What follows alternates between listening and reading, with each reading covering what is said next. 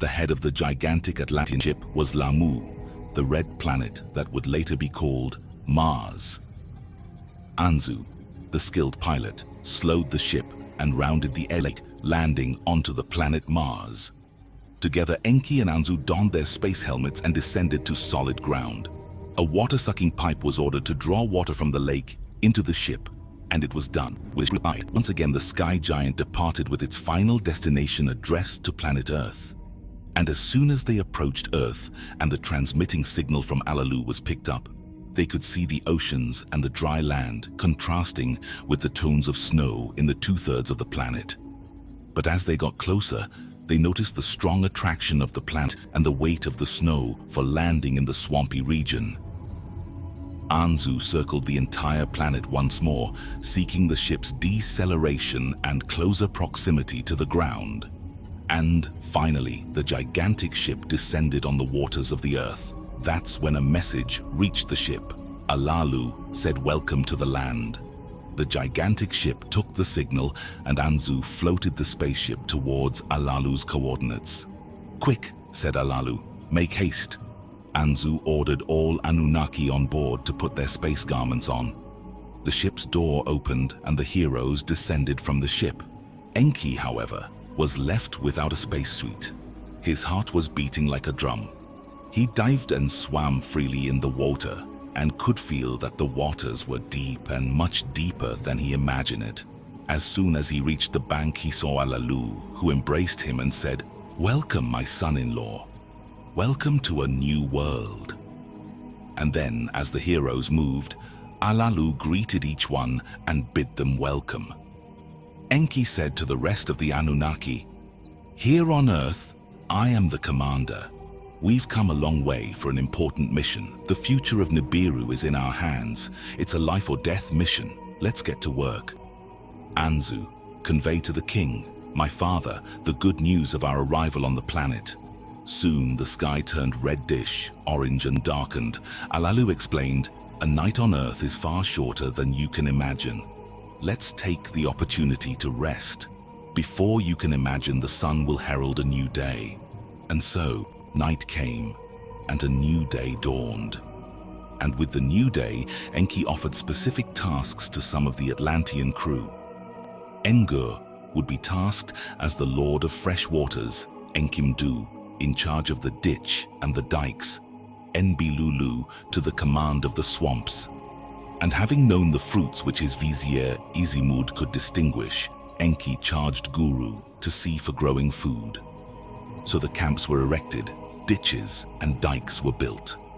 Kula produced clay bricks, Mushdamu produced the foundations, Enosag studied the serpents and slithering snakes, and Ulmash checked the animals of the waters and the birds of the air, classifying and studying them.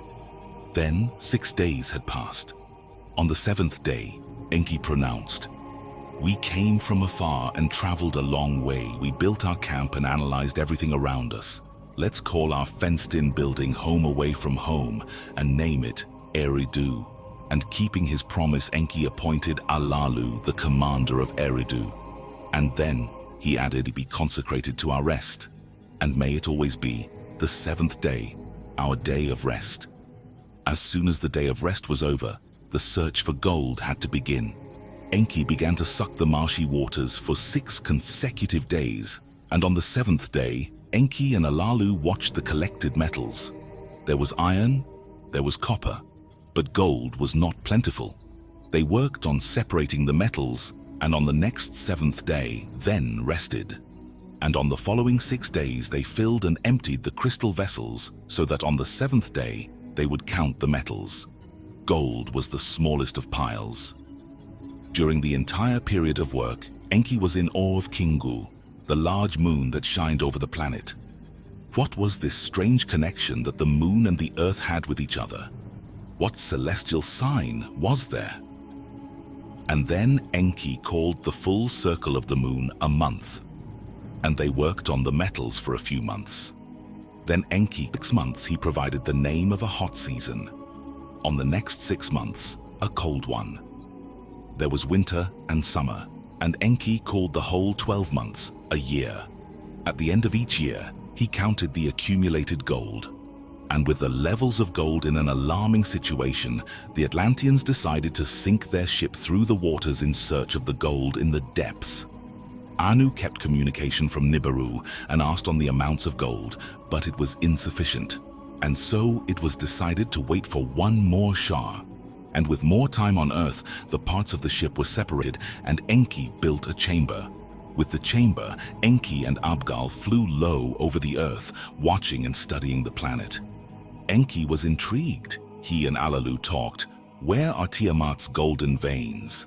And on Nibiru, much apprehension grew. Gold was desired, and not only desired, it was essential. The protests increased, and Anu eventually said, "Hand over what gold you have. Repair Alalu's ship, and may he bring gold to Nibiru." Enki took the weapons of terror from the ship of Alalu and hid them in a distant and secret place. Anzu worked to prepare the ship of Alalu so that it would be ready to travel to Nibiru to deliver the gold as soon as the Shah ended. And it was not long before Anzu observed the absence of the weapons of terror. These weapons should not be used either on skies or land. But without them, it is dangerous to cross the hammered bracelet. Alalu's ship has no jets of water, I have to remind you. The words of the Atlanteans on Earth were heard by the Council of Nibiru. The risk was of not being able to return.